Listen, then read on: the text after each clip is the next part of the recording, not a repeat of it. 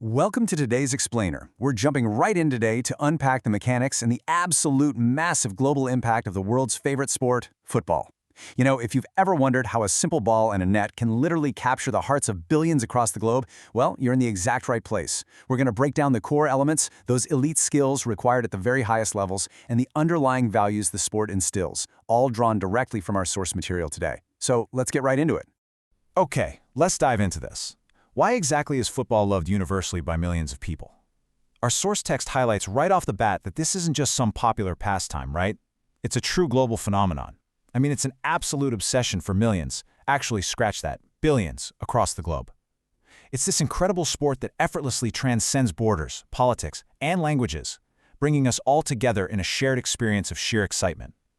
But to truly grasp the depth of why it's loved by so many, we really need to re-examine the absolute basics of the game, not just as a set of rules, but as the foundation of its crazy complexity.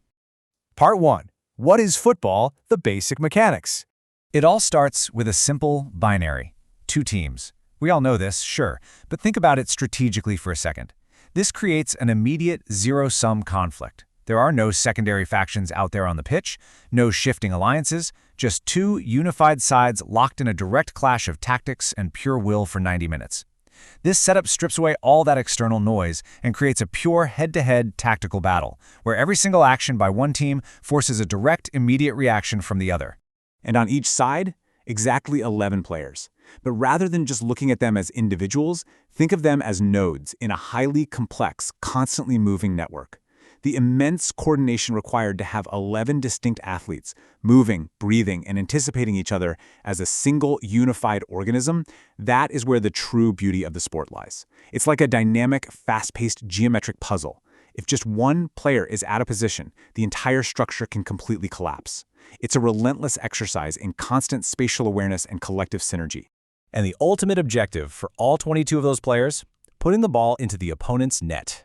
It sounds almost absurdly simple when you say it out loud, doesn't it? Yet because goals are so incredibly scarce in this sport, the tension is just unparalleled. Every formation, every single grueling sprint, and every organized defensive wall is engineered entirely around trying to achieve or prevent this one singular objective. Literally, a single moment of brilliance or a split-second mistake can decide the entire match.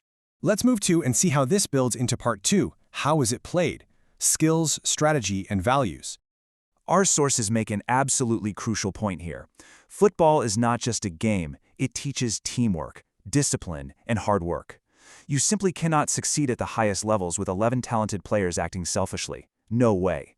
It demands a massive level of discipline to stick to a grueling tactical plan even when the whole game is falling apart around you. And it requires immense grit and hard work to keep making those off-the-ball runs, to keep defending, and to keep pushing when your lungs are absolutely burning in the 89th minute. These are core life values, stress-tested and perfected right out there on the grass. To actually execute out there, players need a fascinating balance of traits. On one side, you've got physical prowess, the explosive speed to break away from a defender, and the incredible technical skill to manipulate a ball flawlessly under intense pressure. But here's the thing, the physical means absolutely nothing with the mental. It's essentially high-speed physical chess. You could be the fastest player on the pitch, but without the mental acuity to anticipate the opponent's next move, recognize spatial patterns, and execute smart strategies, you just won't survive. The true magic only happens when a player's mental anticipation perfectly matches their physical execution.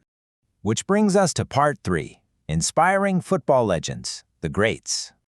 Now, what's really interesting about this is when we talk about mastering that delicate balance of physical skill and mental brilliance, names like Cristiano Ronaldo and Lionel Messi instantly come to mind.